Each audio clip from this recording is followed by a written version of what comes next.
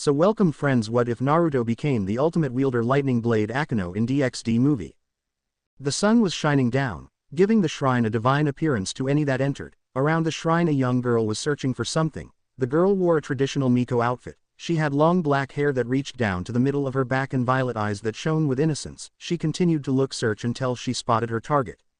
Sleeping under a tree was a boy with short spiky black hair and was the same age as the girl. The girl's eyes sparkled with glee. Knowing that her long search for her anyway was finally over, she skipped over to the boy and crouched down next to him. Naru-kun, no response. She gained a tick mark. She brought her hand up then swiftly brought it down, colliding with the skull of the sleeping boy with as much strength that her young body had. Ow! The boy cradled his head in his hands, trying to lessen the pain in any way possible. He opened his tear-filled violet eyes and glared at his attacker, whose mood improved at the sight of him in pain. What was that for Akeno? Nay. The girl, Akeno, puffed out her cheeks and turned away from the boy. It's Naru-kun's fault for not answering me first time. The boy's eye began to twitch. He was asleep.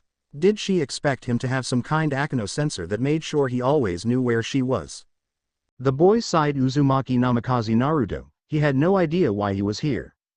Back in the elemental nations, he was on his deathbed, saying his final farewell to his family and friends before he finally passed on. When he did, he expected to be in the pure world, reuniting with his friends and family that died years before, and most importantly, to be with his most precious person, the love of his life, Hinata. However, it seemed that the universe had other plans for him. He was reborn as Himehime Naruto, the younger twin to Himehime Akeno.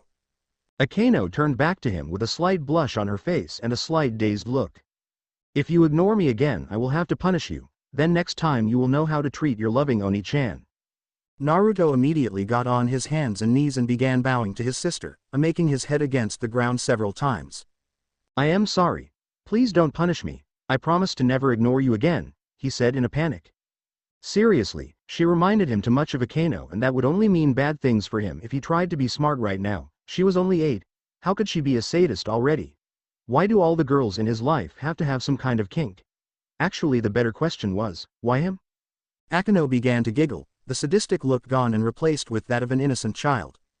Okay Naru-kun, your beloved Oni-chan will forgive you this time. Naruto breathed a sigh of relief. Man, did she enjoy the fact that she was the older of the two. You are so whipped, Naruto, spoke a deep, menacing voice from behind them. Akeno instinctively spun around and fired a bolt of lightning from her hands. Her target was the deep voice. It was a direct hit. Ah! Shouted the voice before it fell to the ground in a thud. When the smoke cleared, the source of the voice was a small black and red object in the shape of a dragon. Twitching on the floor, Naruto began snickering. You what they say Helios, karma's a bitch, he said. Akeno began to apologize. I am sorry Helios-san. You surprised me. Naruto continued to laugh, seeing his partner getting what he deserves for making fun of him.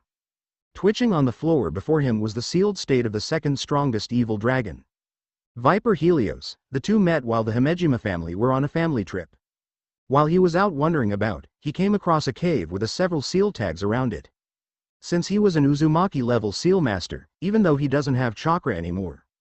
He was curious about the seals, however, because the seals were old and hadn't been maintained. When the gate came on contact with Naruto's magic, the seal began to break. He tried to reinforce the seal before it broke, but he no longer had chakra and didn't know much about his magic, and the seals were similar to the elemental nations, but they were still different. In the end, the lack of knowledge meant that he ended up breaking the seal completely. What came out was a marble-like object, since he did break the seal. It was now his responsibility. Later on, Helios woke up thinking that he was free to cause destruction once more, but to his surprise his body was not what his once was. In his current state he couldn't do anything. Of course he tried to take his rage out on the closest living thing, which happened to be Naruto. Their arguing alerted his parents and sister. Before Helios could tell the lower beings who he was, Naruto made up a slight lie. He told them that he found him in the forest but made sure to tell them nothing about the seal. His parents could feel the evil aura around Helios, but seeing him and Naruto arguing like children but them at ease, since they could clearly see that he was all bask and no bite, in the end they allowed Naruto to keep him. Over time the two grew close. For Helios, this was the first time someone truly accepted him, and for Naruto it was like becoming friends with Kurama all over again. In the end, Naruto was the only one who knew that Helios was an evil dragon, and Helios was the only one THTA knew about Naruto's past life. Naruto continued to laugh until he felt a dark presence behind him. He slowly turned around and around to see his mother Himehime Shuri, with a sickly sweet smile on her face while she leaked out a purple miasma. Surprisingly, Akeno wasn't affected at all. She ran up to her mother and wrapped her arms around her. Ka-chan. Look, I found Naru-kun. Shuri brought her daughter into a hug, but she still had the same look on her face. Oh, if you were out here, you must have finished your chores, right? There is no way you would decide to skip out on your work, right? Naruto did the only thing he could think of. He ran for his life. Gomenasai, he shouted over his shoulder. For the first time in his life he could finally understand why Shikamaru said that mothers were troublesome. No wonder Bolt and Himawari listened to Hinata more than him. Time skip. It was been a few weeks since that incident and Naruto has mostly recovered from the mental torture his mother gave him. He was currently relaxing under his favorite tree with Helios on his shoulder and Akeno using his lap as a pillow. Naruto was excited. Their father was meant to be back any day now. He was eager to continue the lessons about how to properly control the power he and Akeno had inherited from him. He was told that he was a prodigy, but he still decided to practice hard. His family never knew why he took the training so seriously at such a young age. The reason was simple: he was weak when he was reborn. He lost his chakra, but instead he had a large pool of magic. He knew nothing about how to use his magic, so it was a major shock to him to go from the top of the food chain back down to the very bottom. At least there was one good thing about being weak: he got to become strong all over again. Back in the nations, the only one that he could fight at full power with was Sasuke. It was boring fighting the same opponent over and over again, but at least it rid him of some of his boredom. So when Sasuke died, no one was strong enough to spar with him and make him work for his victory. He was also looking forward to spending some family time together. However, he didn't look forward to their nightly activities. As the three were relaxing, they suddenly felt a pulse of magical energy. Akeno immediately shot up while Naruto's eyes narrowed. The only person that ever came here was his father, but he felt multiple magical signatures and none of them belonged to his father. Akeno began to get worried and immediately went off to where their mother was. Akeno, wait. He immediately gave chase. By the time he caught up, it was already too late. The two children saw their mother on the ground surrounded by a crimson pool. Himehime Shuri was dead. Surrounding her were 12 cloaked figures. They noticed the children, and the one holding a blood-soaked sword spoke. So these are the children of the great Kadri-level fallen angel, the lighting god Barakil. He said in a condescending tone. However, he noticed that the children weren't paying attention to him and instead were focusing on the corpse before him. You see, your mother wasn't being helpful, so she had to be punished. Don't worry, you will soon join her, you abominations. His voice grew in volume as he was speaking. The man and his companions began to laugh at the looks of absolute horror that were on the children's faces. The laughing snapped the kids out of their trance. They realized how screwed they were. Akeno collapsed onto her knees with tears flowing down her face and her mouth hung open. She didn't even utter a single sound, as if she didn't believe that any of this was real. Naruto stepped in front of her, tears flowing from his eyes, but he also had a look of absolute rage. You bastards. He bent his knees, pointed his right hand at the floor while he gripped the wrist with his left hand. This was what he feared the most: someone taking away his family. It was strange to him having a mother and father, but it was something that he loved. His father may not be around a lot, but he knew that he loved his family. Now these people are taking it away. I'll kill you. He began to gather magic in his hand until the sound of many chirping birds could be heard. After finding out his new affinity to lighting, Naruto immediately got to work trying to recreate this technique. The cloaked figures watched him in amusement. Naruto released a pair of black wings from his back and used them to gain a burst of speed. The attackers were taken by surprise, and this allowed Naruto to pierce the sword wielder in the chest with his Chidori, killing him. The attackers snapped out of it once they heard the scream of their leader. They went to Naruto's side and kicked him back to his sister. Naruto! Shouted Akeno, as she brought him into her arms and held him protectively. Naruto was in pain and he was close to passing out. The problem was his Chidori was that it was still incomplete. His control wasn't at a high enough level, so it took nearly all his magic to form that one attack, and because his reaction time was much slower than his previous body, he wasn't able to negate the tunnel vision effect of the Chidori, leaving open to attacks.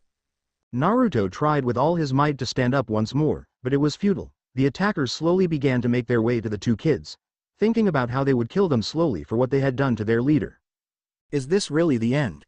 Naruto thought. He was given a new life just for it to end before it even began. What kind of sick joke was this?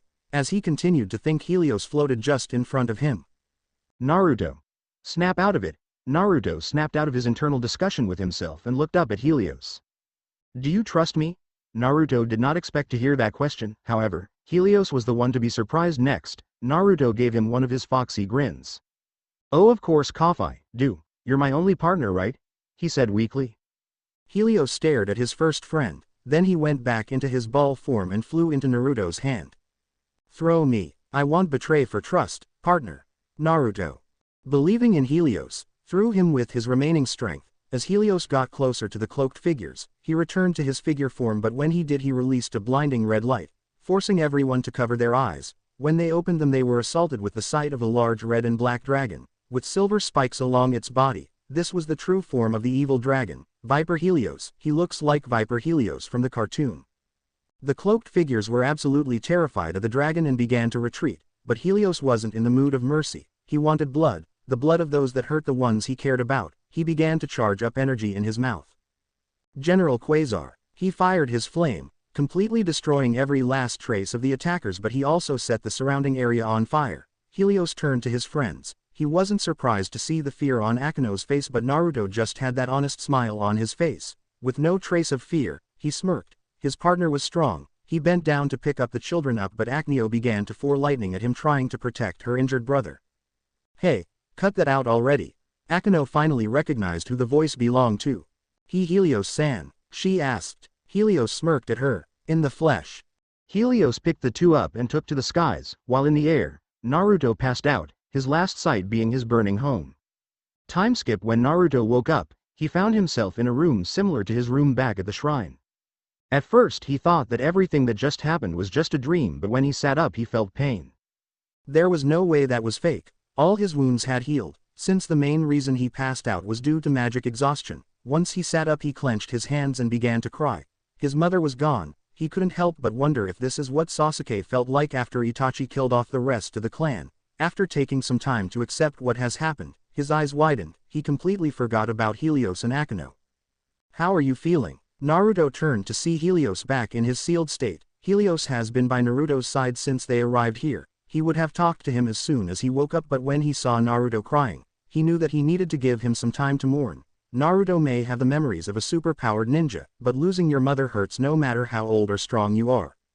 Helios, what happened to you? Naruto was certain that the seal was fully released when he saw Helios' true form, so why was he back to his previous form? The seal can only be removed temporarily, and you're the only one that can do it. I see. Neither of the two could think of a reason why Naruto could fully release the seal, even though it was only temporary. More importantly, where is Akeno? As if she knew she was being called. The door slid open and in rushed Akeno. She talked her brother to the ground, in the end causing him more pain. Helios was snickering silently at the scene. Akeno buried herself into her brother's chest and began to cry. Naruto gently brought his arms around her. Akeno wasn't like him. She was an actual little girl that just lost her mother to assassins. Eventually she cried herself out and fell asleep, subconsciously snuggling deeper into Naruto's chest. As he watched her sleep, he made a promise to himself. He would protect her no matter what. I am glad to see you are awake. Naruto quickly turned to the door. Standing in the doorway was an old man with a mustache and thin beard wearing a brown yukata, giving Naruto a grandfatherly smile. It reminded him of Sarutobi Hiruzen. Who are you? He asked. The man continued to smile while he stroked his beard. How rude of me. My name Himejima Daikaku, your great-grandfather. Daikaku had to stop himself from laughing at Naruto's expression. He was glad that the boy could act his age. In the smile time that Daikaku has seen Naruto when he was awake, he could tell that he had the maturity of an adult and held himself like a warrior. He had to watch this boy.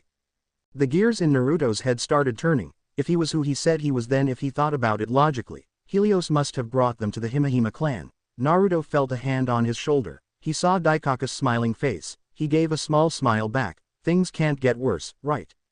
Time skip 2 years. Things got worse. A few months after the trio moved into the Himehima compound, they found out about their fallen angel heritage. The head of the clan, their grandfather and the son of Daikaku, Himehima Raiga, saw the two as a stain on the Himehima clan that must be removed permanently. The plan was simple: end the lives of the children quickly while they slept. They may be tainted, but they still possessed Himehima blood, so they would make it as painless as possible. Fortunately, Naruto was spying on them. The only person that he trusted was Daikaku Jiji. The rest of them gave him a bad feeling. Quickly and quietly he and Akeno departed, but not without taking a souvenir. Within the hidden vault of the clan is a blade. This was the holy sword on par with the Durandal and Excalibur. Murakumo. It looks exactly the same as Murakumo from Maken Ki. For some reason the blade just called to him. After that the two have been moving from place to place. Akeno, using what her mother had taught her as well as the little she learned from the Himehime clan, to purify spirits, Naruto had continued to train his body with Helios. He also started to relearn his old Kenjutsu styles and improve his holy lightning abilities. Unfortunately, Akeno refused to use her holy abilities and just used regular lightning. It was her way of forsaking her fallen angel blood. Naruto decided to leave her believing that she would grow out of it. They were successful in staying off the radar, but they were bound to make a mistake somewhere, which led them to their current situation. They were surrounded by several members of the Himehime clan led by the grand uncle, Himehime Aizen. This is the end of the line for you monstrosities. He will cleanse the Himejima name and have you return to us what you have stolen, he said. The clan members began to close in on them. Naruto was standing in front of Akeno protectively. Over the last 2 years he had gotten much stronger, but he knew he wouldn't be able to take them all out, especially with Akeno with him. He could only think of one option: release Helios. Since they were near a city he didn't want to do it, but he had no choice. He needed a distraction.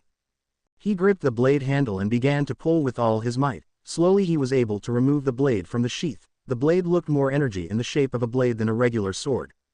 The Himejima were shocked to see the blade, but this didn't last long. Their shock was replaced with rage. How dare this mistake use their treasured blade against them? Before they could attack or Naruto could begin his plan, a new player entered the field. Cease at once. They all turned to see who it was. They saw two people. The first was a middle-aged man wearing a butler uniform and the second was a young girl was about the same age as the twins, but her most distinguished feature was a long crimson hair. Naruto simply stared at her in awe. Beautiful, he whispered, but Akeno heard him. This made her pout. Naruto was her brother, so he should only look at her. What Akeno failed to realize was that Naruto was talking about her hair. He has always had a thing for exotic hair color. That was the main reason that he fell for Sakura when they were younger. The butler continued to speak. This land belongs to the Gremory family. Any and all hostilities shall stop now.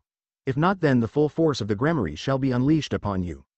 Aizen began to grind his teeth. The twins didn't know why the Gremory were so important, but the others did.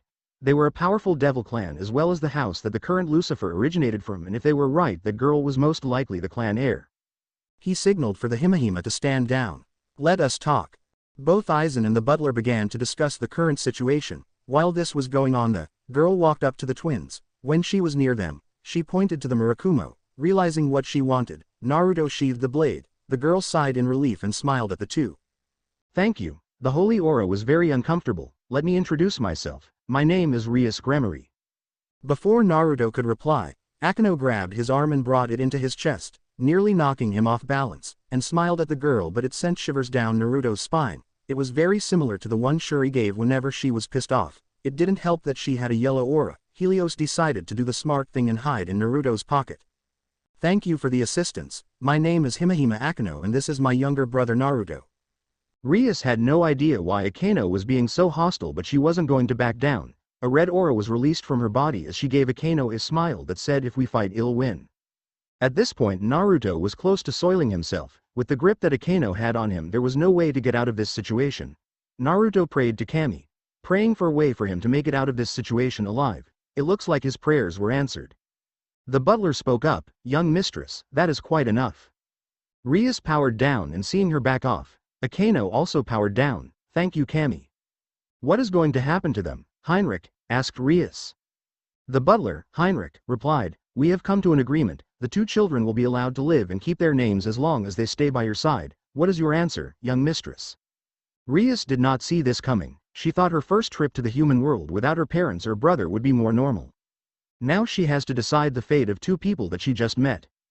Honestly, she was scared. She had never had to make such an important decision before in her life. She looked back at the two to see how they were handling things. Akeno was uncertain about what she would do, but Naruto was different. His powerful gaze was focused solely on her, but there was no uncertainty in his gaze. It was like he knew that everything would be all right. She felt like she would get lost in his eyes. Then he gave her a gentle smile, telling her that made her feel safe. She turned back to Heinrich and said, I accept the terms of this contract. Heinrich nodded. Very well, there is one more thing that must be done. At this point Aizen stepped in. You must return that blade.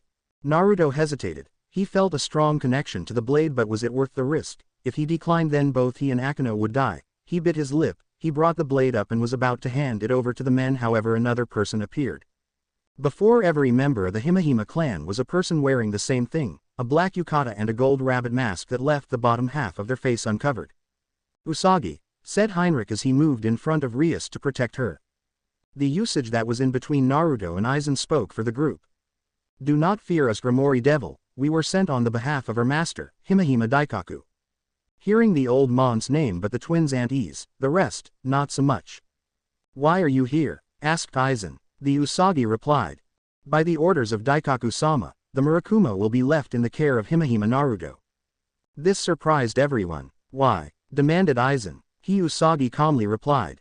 "The Murakumo has not accepted anyone for several centuries. Daikaku-sama has deemed Naruto-sama worthy to carry the blade since it has accepted no one else."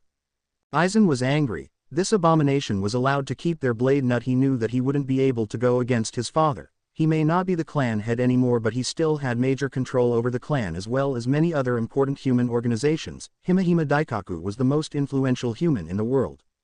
Aizen turned and left the area, the other members of the Himejima clan going with him. The Usagi looked down at Naruto. "Remember, that Daikaku-sama is on your side, Naruto-sama." The Usagi vanished before Naruto could thank them. Heinrich sighed. "I believe it would be best to return to the underworld, young mistress."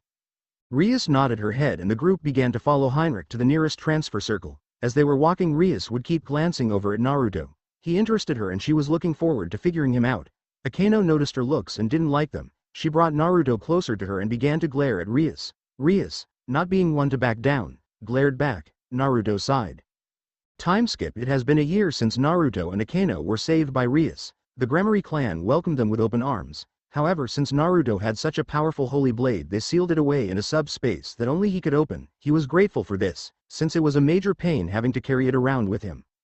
Rias and Akeno ended up becoming close friends, but they always fought for his attention. Naruto was pretty certain Rias mainly did it annoy Akeno, but for some reason it was happening more often, especially after the beatdown Naruto gave her fiancé, Riser Phoenix, which he was punished for, but he didn't regret. That guy was a dick. However, this just led to more fights between the two. Naruto also met Rias' friend Sona. She enjoyed being around Naruto since he challenged her mentally, which was rare to find in someone her own age. He also introduced her to shogi. One day after Naruto got tired of losing to her at chess, he suggested they play the Japanese version, shogi. She agreed and he was happy to say that she never once came close to beating him in shogi. This made irked her, especially since he was slowly getting closer to beating her at chess when she is still stuck at the same level at shogi. If Naruto ever met Shikamaru again, he will thank him for all the shogi beatings he gave him. This made her come over more and challenge Naruto. This caused a three-way conflict between the girls. In terms of strength, Naruto has continued to improve. His holy lighting was getting stronger as well as his other skills. However, it was time for Naruto to make a decision. Should he leave or should he stay? It was night time and Naruto was in Rias' room. Over the course of the year, Akeno stopped sleeping in his room and began to sleep with Rias more. Currently the two were asleep as Naruto watched them with a sad expression. He bent down and gave Akeno a kiss on the head. "I am sorry, Ne-chan, until we meet again." Naruto was able to sneak out of the Grimoire estate. As he moved further away from his sister, he began to second-guess himself. Once he was a few miles away, he stopped and looked at the sky. This was a stupid idea. Well, duh, I was just waiting for you to figure it out yourself. And if I didn't, then I would have beaten you up and dragged you back by force. Sound familiar? Ha ha ha, you're right. I was totally about to do a Sasuke. Naruto turned around. It's time to go back. Hopefully everyone is still asleep, and then he can just pretend this never happened. But suddenly, "Naruto, run!" shouted Helios, but it was already too late. A portal opened up behind them and sucked them up. The next thing they knew, they were landed in a barren field. What was that? No idea. First he have to find out where we are. Naruto began to search the area. By looking at the sky he could tell that he was no longer in the underworld, but that was about it. After some time he decided to take a break. He sighed. He was scared about what Akeno would do to him when he got back. Naruto never noticed a stranger walk up behind him. "You okay?" he asked. His sudden appearance made Naruto jump, much to Helios' amusement. Once he calmed himself down, he turned to the stranger. He was a teen with red hair and a red headband. "I am kind of lost." Naruto blushed in embarrassment when the older teen began to laugh at him. Seriously, he wasn't been lost since his genin days. Naruto snapped. He pounced on the teen, who continued to laugh. After a few minutes they got off the ground. Naruto was pouting while the teen was still smirking. "I get it already, so stop making fun of me. Just tell me where in Japan I am." Hearing Japan, the teen stopped laughing and gained a big smile on his face. it kind of freaked Naruto out. It's good to see kids still calling our country her true name, not the false name Area 11. Area 11. True name. What was this guy talking about? Naruto took a deep breath. First he had to assess the situation properly, and for that he needed information. Let's start again. The name's him, I mean Uzumaki Naruto. That was a close one. Since he is no longer with Rias, the Himejima clan can attack him. The smart thing to do is use his old name, that way they were less likely to find him. The name's Kazuki Naoto. He went to shake his hand, but Naruto instead brought his fist up. Realizing what he wanted, Naoto bumped his fist with Naruto's. Naruto didn't know why, but he felt like he wouldn't see Akeno for a long time. Well, he should be fine, hopefully. Dimensional gap. Within the dimensional gap, a large red dragon could be found simply watching the worlds go by. This was the true dragon, Great Red. Currently he was very bored. He wanted to fight someone, but the only being that could give him a decent fight was Trihexa. However, even he wasn't dumb enough to try and break the seal that trapped it. That beast would continue fighting until everything was destroyed. Great Red wanted a good fight, but he didn't want to destroy other worlds. As he was watching the world, he came across an interesting man. This man, a human no less, was able to overcome impossible hurdles that even the strongest beings from other worlds would fail to do. He just kept going, like an uncontrollable maelstrom. He keeps moving, gaining more and more power. His power even reached the level of gods, but it seemed that was the limit of his human body.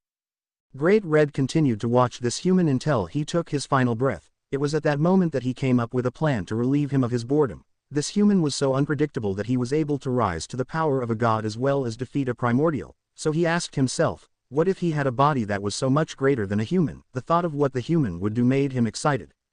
Using his power, he took the Mon's soul before he could enter the afterlife and sent it to his favorite world, making sure he would not be reborn human. He didn't care what he became as long as it was not human. It seems he was reborn as a fallen human hybrid, not exactly what he hoped for, but it would do.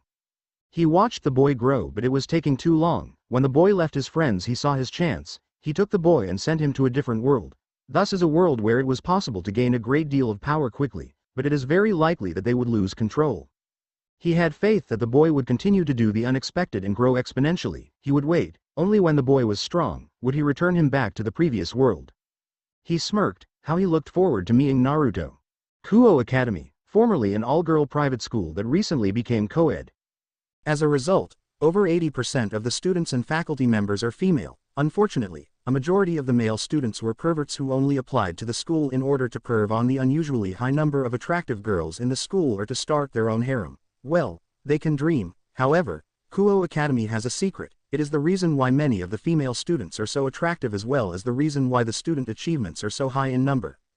The academy is a hub for supernatural activity. More specifically, it acts as a base for the devil faction. You see, the true purpose of the academy is to collect extraordinary youths in order to see if they have the potential to join the peerage of a devil king. This is something that only a handful of the academy members, and a majority of these beings weren't even human. One of these beings is a buxom, red-haired teen that is desired by all, named Rias Grimori. Rias is one of the 2 high-class devil kings that currently reside within the academy grounds. She loved the academy mainly because here she was treated as an individual rather than the sister of Lucifer. That's right, she is the sister of Seer's Lucifer, formerly Grimori. Centuries before she was even born, there was a civil war within the devil faction. The new devils that wished to stop fighting with the angels and fallen angels, and the old devils that wished to continue the fight even if it meant the extinction of their species. Thankfully, the new devils won, and with their victory, new leaders were needed. The 4 most powerful and influential devils of the new faction were chosen to take the names and titles from the predecessors and lead them all to a better future. One where the next generation wouldn't have to suffer the way that they and their parents suffered. It is safe to say that they succeeded. The 3 factions are currently in a state of Cold War, and it seems that the higher-ups in each faction would rather the Cold War continue than return to the bloodshed of the past. Rias is sitting at her desk in her classroom, just soaking up the atmosphere. She noticed that her classmates were chattering amongst themselves, but surprisingly they weren't talking about her. That may seem vain, but as the number 1 beauty in the school and one of the 2 great Oni-samas, she is often the topic of conversation. Just what were they talking about? As she was pondering about her classmates, the door to the inn entered her best friend and sister in all but blood, Himejima Akeno. Akeno is the second member of the 2 great Oni-samas and the number 2 beauty in the school, something that Rias constantly rubbed in her face. Akeno is a Yamato Nadesico with her long black hair tied in a single ponytail with an orange ribbon, but she was also a very well-endowed girl, even more so than Rias herself. This is something Akeno constantly rubs in her face.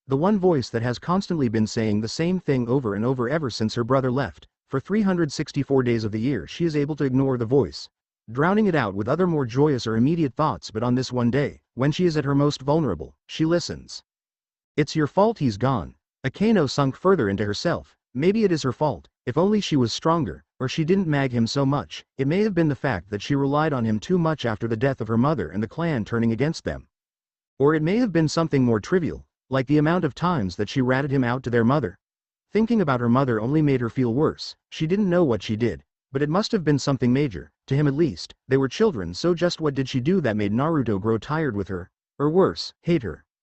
Akeno felt a burning sensation in her leg that brought her back to the real world. She found a smoldering leaf on her bare flesh. She brushed it off and, with the source of her physical pain gone, she saw the destruction she had caused in her grief. She cursed herself. She couldn't believe that she lost control of her magic like she was a child. She needed to get things under control and move on. She can't let one event dominate her entire life. Akeno took a deep breath and resolved herself to finally figure out a way to move on. Now calm, she needed to clean up her mess, quietly. She didn't want Rias to worry even more than she probably already is. And she was not looking forward to the lecture Sona was going to give her for not only missing classes but for damaging part of the school grounds. She laughed to herself quietly as a small smile found its way onto her face. She may have gone through many hardships, but she was happy with her life as it is. However, as quickly as the joy came to her, it was gone, and in its place was panic. As Akeno was making her way back out of the woodland and back to the old school building, she noticed an object on the ground, less than a foot from her. It was her orange ribbon, but it has been touched by the flames. The flame was weak, but, nevertheless, the ribbon was still alight. Seeing the only memento of her brother slowly burn away made her blood turn cold. She leapt to the ribbon and quickly brought it into her hand, ignoring the pain from the flames surrounding it. She used her magic to put out the flame, but due to her heightened state of emotion she didn't realize how much power she gathered for the task. Instead of a small controlled burst of magic, she released an omnidirectional magic pulse that put out all the surrounding flames. Now that the ribbon was no longer in danger, Akeno released her breath that she didn't even realize she was holding. She examined the damage and saw that a majority of the ribbon was intact. It was slightly singed and at maximum a quarter of the material was lost. Akeno clutched the ribbon loose to her chest and did all she could do, cry. A few hours later, Rias has had no luck finding her queen. She has been looking for her ever since she left the classroom that morning. Luckily, Sona, as the student council president, was able to cover for the two of them. Sona may not know exactly why this day was so infamous, but she still had her back. Rias had searched everywhere she could think of but still no luck. The sun has already gone down, and she was still no closer to finding her friend. She has pushed her sensing ability to the limit but still nothing. Rias cursed her past laziness. When they were children, Akeno always trained harder than she did. Due to her history, Akeno chose to specialize in magic that was different than what her father was known for. But she underestimated just how powerful her fallen blood is. Her affinity for holy lighting was too strong. It was so great that conjuring a small amount of lightning was as easy to her as breathing. She had to force herself to use other elements, but she was struggling. The progress was so slow that her and Akeno thought up the idea of simply removing holy element from her lighting. Just leaving the thunder, Akeno was not happy about it, but she refused to be left behind again and had to keep up with Rias' development. Unfortunately, this was difficult. It was easier than using the other elements, but it still took a great deal of concentration and time to conjure up some thunder. Luckily, Graphia took the young queen under her wing and she learned control. Years later, Akeno control led to her gaining the moniker of the Thunder Priestess. Rias was happy for her friend, but the effort that she put in when they were younger meant that Akeno's control of her magic far surpassed hers, and that meant that her concealment skills were also above the young king's. Rias never had the problem that Akeno had, so she was able to delve into her bloodline ability and as a result needed to put in less effort than Akeno did. So, Rias had to beg the best tracker that was available. Kaneko is a first-year student that is her only rook, but before she was reincarnated by the evil piece within her she was a Yukai. More specifically a Nekosho. Her inborn Nekosho abilities meant that she was able to track other life force, which was near impossible to hide. Rias had to beg Kaneko to help her since this would require her to momentarily embrace her Nekosho abilities. Kaneko, like Akeno, has problems with her heritage and has also chose to reject hers due to her own tragic history. Rias hated asking this of her, but she wanted to keep the number of people involved with this incident to as little as possible. She could have called her brother and he could have arranged for one of his own team or even Graphia herself to come and find Akeno, but that would have made both her and Akeno feel worse. For her it would be because she hates the idea of having her brother sort out the problems of her peerage. As king she should comfort and support her peerage. For Akeno, she hated people seeing her as vulnerable and broken. Kaneko eventually agreed to help, mainly because her and Akeno have similar stories. The similarities in their pasts meant that the two of them have always been close. They were so close in the past that the young Kaneko was pretty much always found with Akeno, much to Ria's jealousy. The only difference between the two is that Kaneko chose the easier path and simply chose to hate the one that betrayed and abandoned her. Akeno chose a different path and was torn between loving and hating her brother. Kaneko was able to find Akeno and pointed Rias in the direction of the woodland around the clubhouse. Kaneko wanted to come with her, but she was able to convince the younger girl to go home and talk to Akeno tomorrow when she would be feeling better. As Rias was exploring the woodland, she quickly noticed a magic barrier. The barrier itself was barely holding on, so with a simple burst of magic she was able to break through. Once she did, the luscious green of the trees was replaced with the blackened remains of the trees as well as the scarred earth before her. She became even more worried. It has been years since Akeno had reacted this badly, and even then, it was never as bad as this. She hoped that her friend was alright. Rias quickened her pace and shortly after found her target. In the center of the decimated woodland was Akeno curled up on the ground. Rias approached her and noticed that her breathing was ragged. On closer inspection she could see that area around her eyes were puffy and her cheeks were flushed, indicating that Akeno had cried herself to sleep. "Akeno," said Rias calmly while she gently nudged her friend. "You need to wake up. Let's go back to the clubroom and rest in a proper bed." Rias was making progress and Akeno was slowly returning to the land of consciousness, but suddenly Akeno's eyes shot open and she leapt backwards. What Rias saw broke her heart.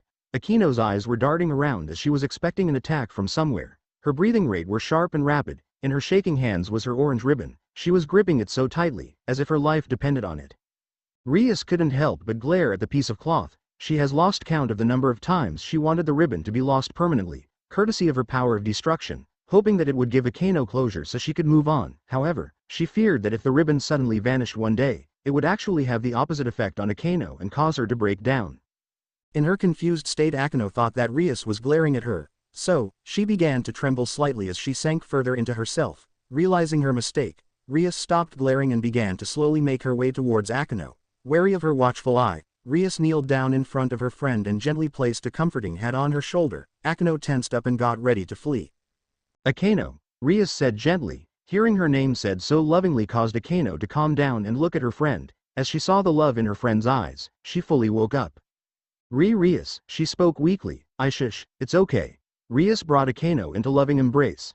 Akeno stopped trembling and allowed herself to give in to the feeling of comfort that was being offered to her. She buried herself deeper into her friend's bosom. "Let's stay at the clubhouse tonight." Rias wasn't able to see Akeno's face, but the movement she felt on her chest told her that Akeno was nodding. Rias teleported them to the spare bedroom in the occult research building. She swiftly guiding Akeno to the bed and lay with her. Rias gently rubbed Akeno's back and whispered sweet words to her until Akeno fell asleep. She smiled gently at her slumbering friend. Glad to see that she had calmed down slightly, she moved closer to friend and drifted off the world of Nod. Her final thoughts of the day were about Naruto. She hated how much he hurt Akeno and was hoping that if he was alive, he was suffering. Elsewhere, earlier that same day, happy birthday Naruto-sensei.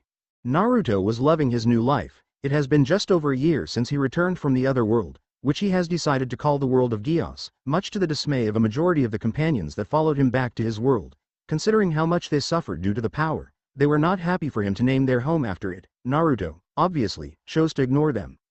In order to return, Naruto needed a lightning rod to guide him home. Luckily for him he found one, the world tree, a point that natural energy gathers and accumulates at. That's how Naruto ended up in Mahora. He was lucky that old man Kanoman was so understanding. Considering his abrupt arrival, it wouldn't have surprised him if they were received with more hostility. Instead, the headmaster enrolled them in the school as either teachers or students. Naruto was assigned to the junior class of 3A as a teacher. Luckily, Naruto had experience teaching in his past life, but it was still strange. A sexually active, attractive, teenage boy in charge of a class of teenage girls that were in the middle of puberty. He suspected that the old man had an agenda of sorts. Either way, things worked out well for both parties. Naruto's companions needed to learn about the world they now resided in, and what better place than a school. Class 3A gained a protector, and considering everything that has happened over the past year, it was something that they very much needed. Naruto was approached by one of his students, present in hand. "Happy birthday." Naruto approached her, reaching out to take the gift. When he was centimeters away, he smoothly stepped into her personal space and brought her into his arms. "Eep." "Nah, Naruto-sensei.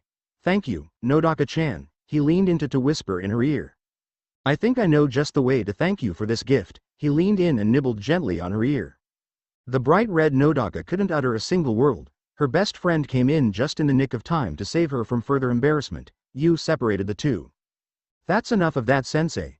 Naruto smirked at her and brought his finger up to rest just below his lip.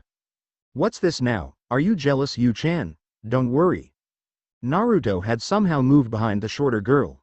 "I know the gift is from you as well. Doesn't it mean I have to thank you as well?"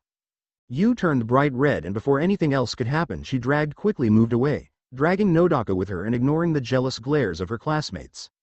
Naruto chuckled quietly to himself. They were just so adorable. He is going to enjoy corrupting them further. He was stirred from his thoughts by a deep voice from his shoulder. "TCH, damn man whore, is someone jealous?" "Helios, I am surprised." Helios' appearance has changed. He is now pure black, and his sealed state looks different. Helios went into a ball and collided with the side of Naruto's head, resulting in him stumbling slightly. Helios returned to his shoulder. "Before I was sealed I had no problem with the ladies. They came by the truckload, and not just dragons. Ladies of every race came in order to experience the pleasure that is me." "Sure they did. Hey, I only speak the truth. I believe you." Helios growled at his partner. "Did I ever tell you how I sunk Atlantis?" "I already know the story. It sunk as a result of a battle between you and Tiamat." Who said anything about fighting? Naruto paused for a moment. The tone of Helios' voice told him that the dragon was being truthful. "No, that's impossible. To sink an entire city by doing it, literally, but what if?" "Just wait a minute, Naruto-sensei." Naruto was interrupted by a voice from the doorway. He turned around and was greeted to the sight of his fellow teachers. The busty and mature Shizuna Miyamoto and Takamichi Takahata. While both were smiling at him, Takamichi's was strained slightly. You see, Takamichi had a crush on Shizuna and was going to ask her out, but Naruto got there first. If this was Naruto Uzumaki, then he would have stepped aside and probably helped the two get together, but this is Naruto Himehime and he has no problem going for what he wants, even if it inconveniences others. While Naruto doesn't agree with cheating, he has no problem going for her since she was single. You snooze, you lose. "Welcome to the party." Shizuna's gave an apologetic smile. "Unfortunately, we can't stay. We came to tell you that the headmaster wants to see you in his office." "Now?" asked Naruto. She nodded to confirm. Naruto sighed before he excused himself from his own party and began the long trek to the headmaster's office. As Naruto was walking, he began to think about his new life. More specifically his harem. When he was an Uzumaki, there was no way he would consider having a harem. But he could have. Looking back at it now, he missed many opportunities because he had a one-track mind. Multitasking is something that he only learned much later on in his previous life. Reminiscing about his past life made him remember his perverted master Jiraiya and how Naruto finally followed his path as a super pervert. Uzumaki lost his virginity to Hinata on their wedding night, and the act opened many doors for him. Honestly, the things he and Hinata did should be considered illegal, but to this day he doesn't know if Hinata was as sexually repressed as he was or if she just went along with what he wanted to please him. With her personality, any of them could be true. As a Himehime, his fallen blood meant that his morals are more flexible. If he had a connection with a girl and they both had feelings for each other, then he went for it. However, he does feel sorry for his girls. Of course, they don't want to share, but after the incident they learned that they had to. In the other world, him and C constantly teased each other. This continued until they decided to finally sleep with each other, but their competitive natures meant that they wanted to outlast the other. Naruto lost, but it was only because she had the damned code. Naruto had been learning to sustain himself for long periods of time with just his magic, and at the time he could last for 3 weeks. So, he spent 3 weeks fucking non-stop, no sleep, no food, no water, due to how long she has been alive and the code. C knows that she doesn't need food or water to survive, and her body doesn't indicate when she needs to eat. She only eats when she wants to and for the taste. So, the code would sustain her indefinitely, resulting in Naruto's lose. However, even though he lost, it took C a month before she could move properly again, and knew that the only reason she survived as the code and any normal woman would have died. Naruto's fallen enhanced stamina meant that they couldn't handle him alone, so they had to split the workload. Feeling sorry for them, he gave them 2 gifts. The first was a clone of himself. But this was different from his past jutsu. His mastery of the shadow clone technique and his magic allowed him to create a new type of clone. This clone is more durable, can live for long periods of time, and its conscious is linked directly to the original. This allows him to learn what the clone is learning in real time, and it allows him to filter his main conscious into the clones. The girls really appreciated this as it meant they wouldn't have to share all the time. The second was something he created based on his limited knowledge of the evil peace system of the devil faction. Naruto was able to use his magic to empower his lovers and his most trusted comrades. But he was the source. Naruto had no idea how human magic works, and the chakra that he knows is specific to the elemental nations, so he figured out a way to siphon some of his power into them. However, this weakened him, but he wanted to give them some extra protection. Every time he increased the number of recipients, it meant that his abilities were becoming more human in level. He stopped when they arrived in Mahora, as they could learn magic here. While it was annoying, there were benefits to becoming weaker. Back in the nations, Naruto's fighting style was to outlast his enemy while taking on everything they had. However, in this life he lacked the enhanced healing factor and near limitless power source. Him becoming weaker meant he had to rely on skill more as well as his intelligence. It was good training. Naruto. He stopped walking. I know, Helios. There is no point hiding. I know you are here. A man in black robes and a gold rabbit mask stepped out of the shadows. Both stood there in silence until the robed man wordlessly handed Naruto a sealed letter. Naruto took the letter and examined it. He recognized the seal. By the time Naruto looked back up, the rabbit was gone. Naruto was worried. There was only one person that could have sent it. He quickly opened the letter and read its contents. His eyes widened. This couldn't be right. If what this letter is saying is true, then the whole world was about to change. Himejima Compound Daikaku H. Himejima lay on his deathbed. Surrounded by his family, he drowned out their blatant ass-kissing and focused on his inner thoughts. He wondered where he went wrong with them. When he was younger, the Himejima clan was a mid-level human faction within the Shinto faction, but due to his success as the Gold King, the family have been elevated to levels that no one expected. The family was in the top 5 human clans in the supernatural world. He himself is the most respected and feared human on the planet. If he wanted to, he could destroy nations with just a few worlds. This led to his family to grow arrogant, acting as if his success was their own. He felt a soft hand wrap around his own. He turned and saw his beloved great-grandchild, Suzaku. She was trying to put on a brave face, but he could tell that she was holding back her tears. He gave her a weak smile that nearly pushed her over the edge. As her grip on his hand tightened, he couldn't help but admire the girl. He was so proud of her. Daikaku, not liking what was happening to his clan, decided to pay more attention to the younger members, hoping that under his more direct guidance, they won't turn out like the previous generation. Whenever he looks at Suzaku, he sees hope for the future of his clan, but her image also made him remember one of his failures. Suzaku was the spitting image of his granddaughter Shuri. The success that he achieved as a human meant that the clan wanted to keep their bloodline as human as possible. As a result, Shuri chose to go on a self-imposed exile in order to live with her lover and children in peace. The clan never went after her because they feared retaliation from the fallen angels and the fact that Shuri was a prodigy, and many feared her sadistic nature.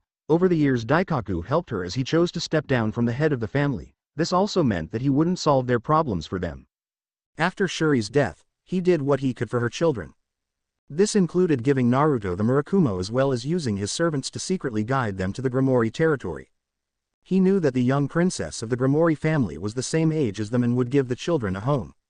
He has been keeping track of them. He was glad to see that Akeno was thriving as a devil, but he was worried when Naruto disappeared. He knew that he was alright and would reveal himself when he was ready, but even he was surprised to see him emerge at Mahora. Daikaku used his influence to keep the knowledge of his great-grandson's location hidden in order to protect him from any dangers he may face by either being half-fallen or for being a relative of his. He removed his oxygen mask and addressed all those in the room. "Leave me," he commanded. The clan members slowly filtered out of the room, all except one. Suzaku did not want to leave her mentor when he was so close to death. She gripped his hand tighter. "Oji-sama, Suzaku." They locked eyes. She knew she wasn't going to win this argument. Reluctantly she got up and moved towards the door. Once in the doorway she faced him and gave a deep bow. She stayed down longer than necessary. Daikaku could see her tremble slightly. She left and elegantly closed the door. Daikaku turned to ceiling and addressed the empty room. "You can come out now."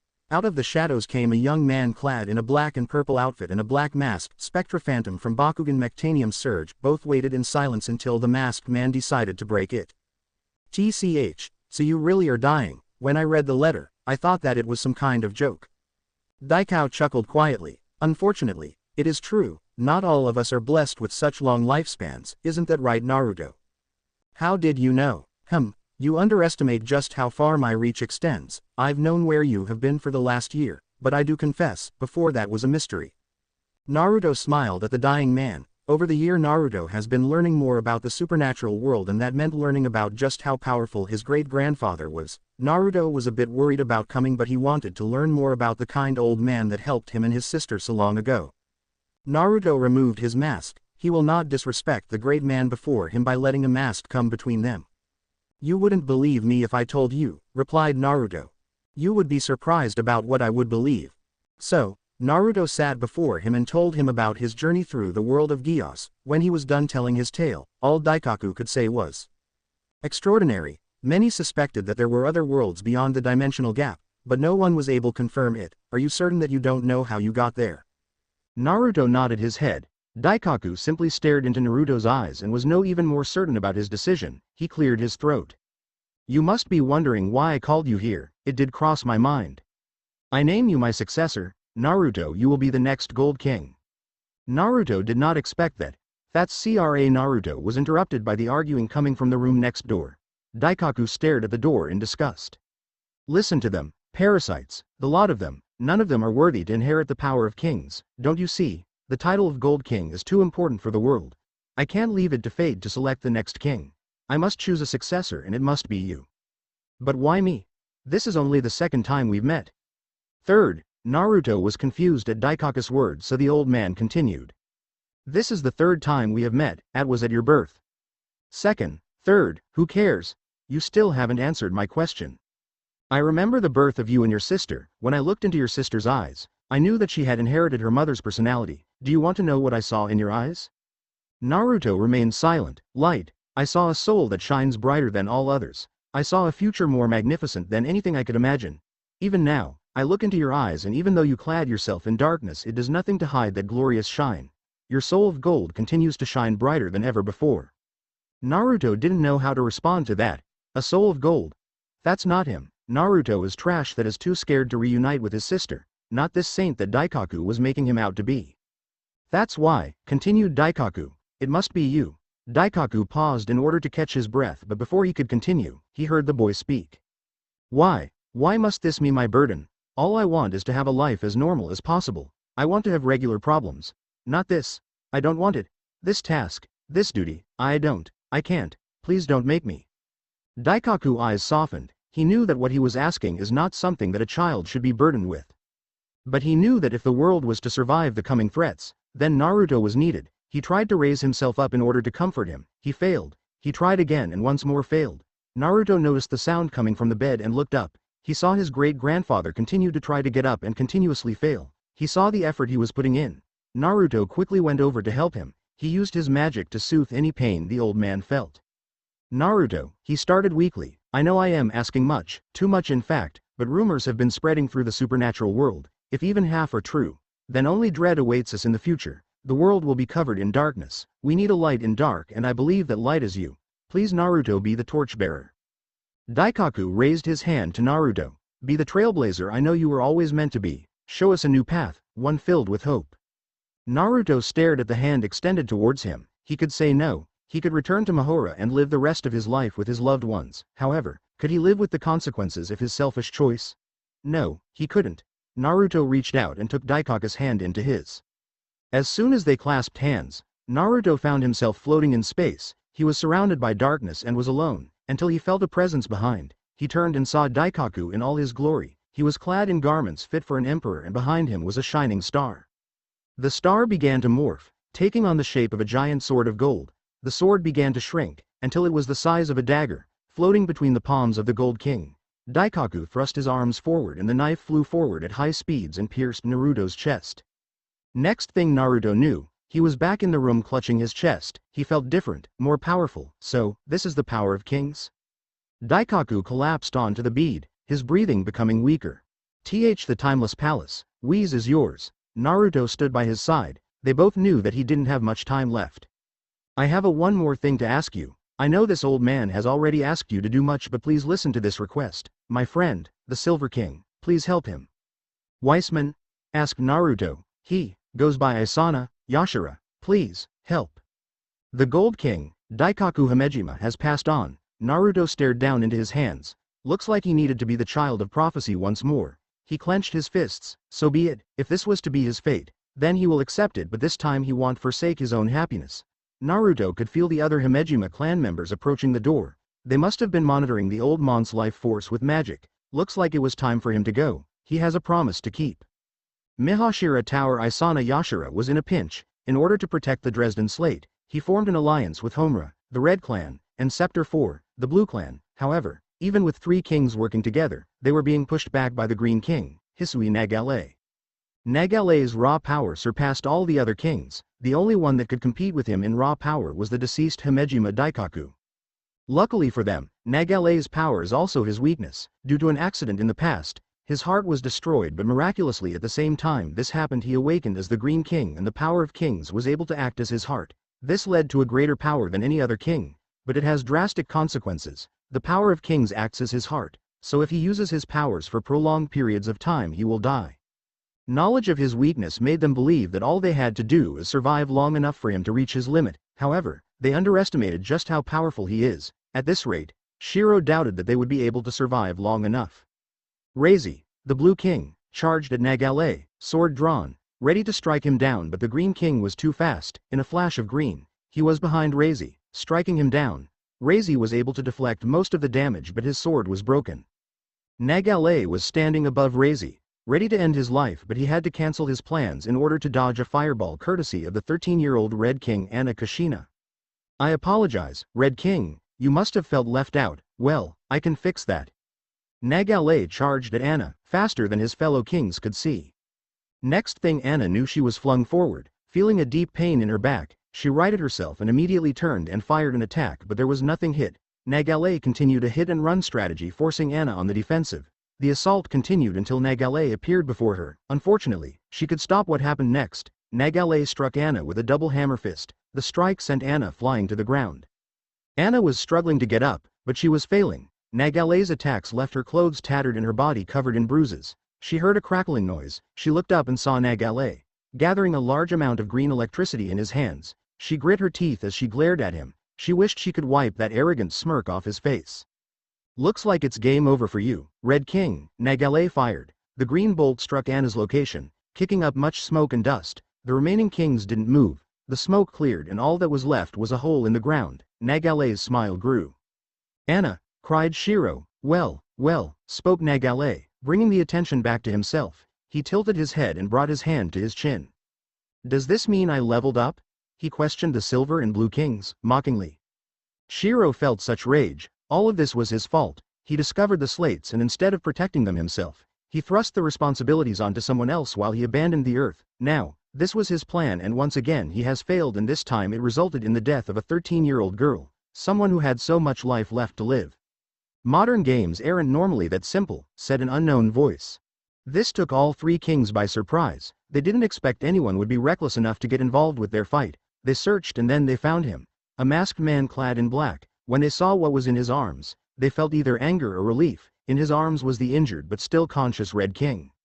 Naruto, after gaining a basic understanding of the gold aura, arrived in the city a few days ago. Using his shinobi skills, he learned of the Alliance's plan. He decided it would be better to observe them further. Introducing a wildcard like them could either help or hinder their plan, so he would watch and only interfere if he was needed. Naruto began walking to the Blue and Silver King. The Blue King, Reizi, was using what remained of his sword to keep him upright. Shiro was worried. He was glad that Anna was saved, but he didn't know if this mystery man is an enemy or an ally. He hoped it was the latter. Naruto stood before the two and presented Anna to them. Shiro, hesitantly, took her into his arms. Anna stared at her savior. She tried to say something, but it was hard to get the words out. Naruto, seeing her struggle, gently pat her head. He smiled down at her. The gentle smile calmed Anna. It was as if everything was going to be okay. Who are you? Questioned Nagale. Naruto turned to face the king and walked towards him in silence. He stopped a few feet away from him. Me? Questioned Naruto. I am no one important, just a phantom, passing through. An. From this point onwards, Naruto will be called Phantom when he is masked. Why are you here? This game is invite only. Phantom smirked and Nagale. Infuriating him in the process, he reached behind and drew his sword. The Kusanagi. Over the years, Phantom realized that the Murakumo was too easily recognized. So, he had two choices, not to use the blade or disguise it somehow. Over the years, as he bonded with the weapon, he discovered how to change the blade by sealing it. This greatly limits the power of the blade, but it was worth it in his opinion. This new form was given the Murakumo's other name, Kusanagi. He did not know if there was a true Kusanagi somewhere in the world, but the blade was identical to one Sasuke used in his youth, so he couldn't resist. Nagale fired a green lightning bolt at the intruder, expecting to end him, but something else happened. Phantom quickly summoned a Chidori and split the bolt. On the outside, Phantom was smirking, but on the inside was something else. I can't believe that actually worked, he thought. In his previous life, he heard tales of how Kakashi used the technique to split lighting, but he never actually saw him do it, so he thought that it was just talk. That move he did just now was a gamble, but no one had to know that. That was rude. Phantom pointed his blade at Nagale. Well then, shall we begin? Nagale chuckled. I wonder how strong this mini-boss is. Both remained still, sizing the other up until, as if an invisible starting signal was heard, both charged at each other. The two attacked each other at close combat, trading blows until Nagale grew bored of this. Nagale slipped through his defenses and continued forward. He but some distance between the two and leapt into the air. The Phantom tried to turn and chase the king but found that his feet were stuck in place. Before Nagale left the ground, he sent an electric through the ground, polarizing it, the end result being Phantom was magnetized to the floor. Nagale landed on the wall and used it as a springboard. Like a rocket he shot forward in blinding speeds. His fist was cocked, ready to end the minor nuisance. He lashed out, expecting for there to be flesh-on-flesh contact. Instead, he punched a hole in the ground. Crouched on the roof, as if it were the ground, was Phantom, but his appearance was different. His black hair was white, and his body was covered by an electricity. This was his Magia Arabia, Agilitas Fulminus. Strain? Questioned Nagale. No, you are something else, a mage? So what if I am? Nagale's smile grew wider. This is a first for me. I apologize for my rudeness earlier. Now then, game start. Once again, the two charged at each other. They danced through the sky as streaks of green and white. On the ground, Shiro could barely keep track of them. To him it looked like the two air evenly matched, but Reizi saw otherwise. His years of training meant that he could keep up with the Mystery Man and the Green King, and he could tell that the Masked Man was on the defensive. He could only hope that he lives long enough for Nagale's stamina to run out. Back in the fight, Naruto was worried as the fight continued. Naruto began to realize that Nagara is like Naruto Uzumaki. You see, Naruto Uzumaki lacked style and finesse. He knew a small number of techniques and they were relatively simple. But he had something that evened the odds, his raw power and durability. Uzumaki's physical abilities and power surpassed nearly everyone in the elemental nations. In a fight he simply pushed through his enemy attacks and continued inwards until he finally came out on top. Nagale is the same. His power and physical abilities greatly surpassed the Himejima. The only reason he was still alive at this point was his battle instincts that have been honed over 2 lifetimes. Nagale kicked Naruto's side, but he was able to use his sword to block the hit. Naruto grit his teeth. He may have blocked the attack, but the weight of the attack was putting a lot of strain on his body. Naruto slashed Nagale, so the Green King brought up his arm to block the attack, but nothing came. Naruto dropped the blade mid-swing, then he grabbed the blade with his free hand, changing the angle of attack. Nagale was able to react in time, so he only suffered a shallow cut along his chest, but Naruto, using the momentum from his previous attack, continued to spin and hit Nagale with a roundhouse kick. Nagale was sent flying across the room. Naruto accelerated and continued his assault with an axe kick, sent the Green King spiraling to the ground. The collision with the ground resulted in a smokescreen. Naruto gently floated down to the ground, but just before his feet touched down, like a bullet from a gun, Nagale shot out of the smoke, arm charged with green electricity. He hit Naruto and continued on his path, dragging Naruto with him until they crashed into the wall. Naruto's back is on the wall. A small crater was created from the impact. Luckily, he was able to bring up his sword in time to block a majority of the attack, but he could definitely tell that a few ribs were broken. Nagale brought up his free hand, intent on piercing Naruto's head. However, the former blonde was able to catch the attack with one of his hands. Nagale's strength was greater than his, so he was slowly losing. Nagale's hand was slowly making its way closer to Naruto's head. Naruto kneed him in the stomach, causing Nagale to stumble. Naruto was able to grab the back of Nagale's head and slam him face first into the wall. Naruto quickly leapt away and while airborne launched a horizontal energy slash at Nagale. Nagale placed his hands and feet on the wall and backflipped, realizing a vertical energy slash from his overhead kick. The two energy slashes collided and cancelled each other out, realizing a large amount of wind in the process. The wind knocked Naruto off balance, and he landed on the ground, hard. He quickly rolled into a more stable position before he stood up and took a defensive stance. He was not sure how much longer he could last. Then he saw it. A single bead of sweat dripping off Nagale's forehead. The Green King was approaching his limit. Naruto changed his stance into an offensive one. This would most likely be their last attacks. The Green and Secret Gold King charged at each other.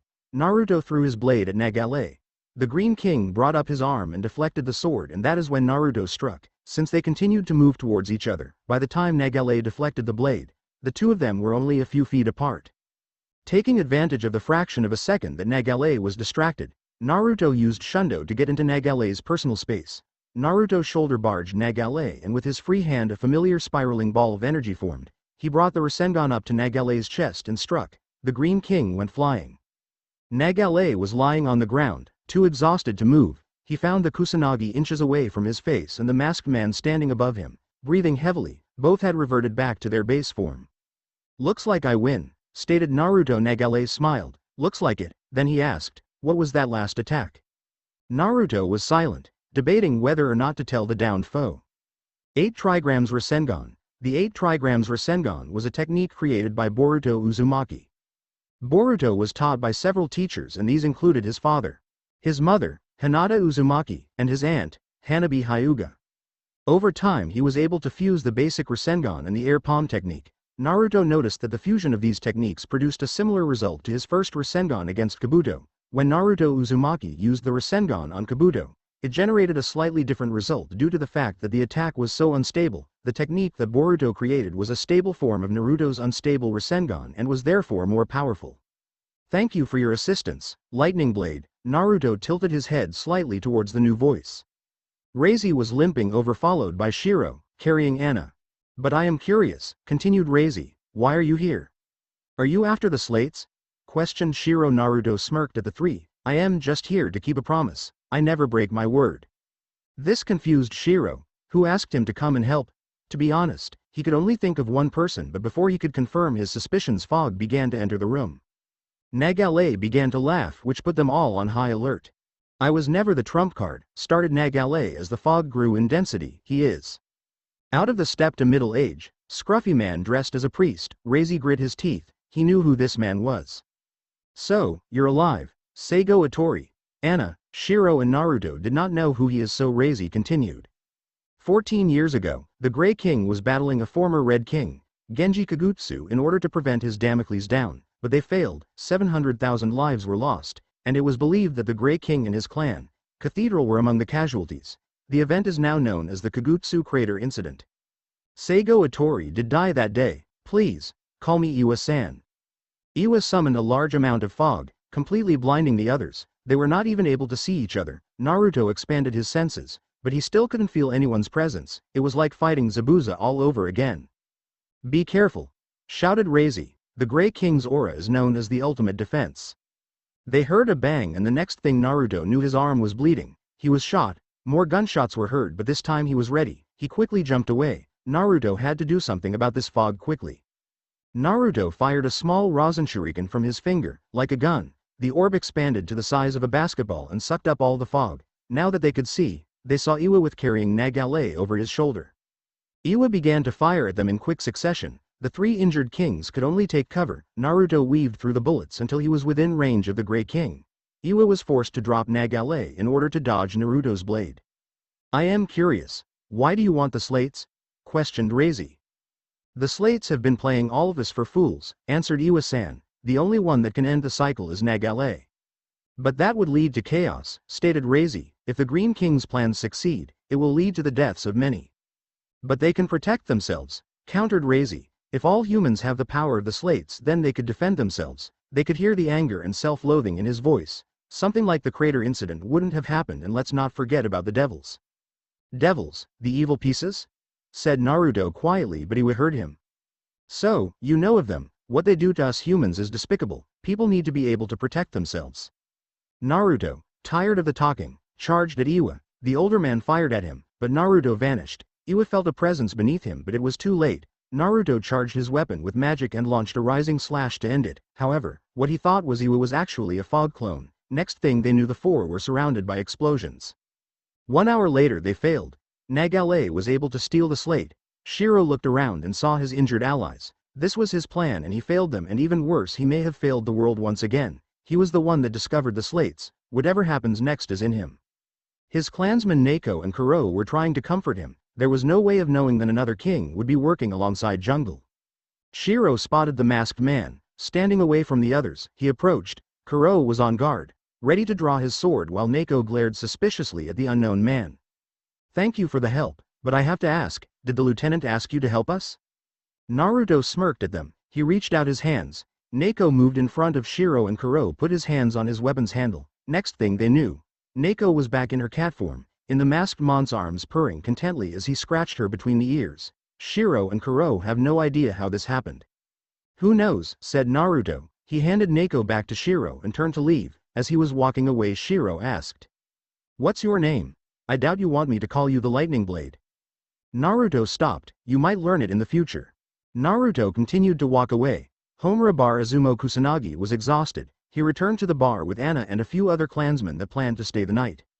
When he turned on the lights, he heard a noise that he was awfully familiar with, the sound of ice in a glass. Him and those with him turned to the source of the noise. Anna's eyes widened. Sitting before them was the mystery man, making himself comfortable. "I hope you don't mind that I've poured myself a drink," said the smiling mystery man. Train station. The end. Thanks for watching. Also remember to subscribe and like this video. See you in the next video.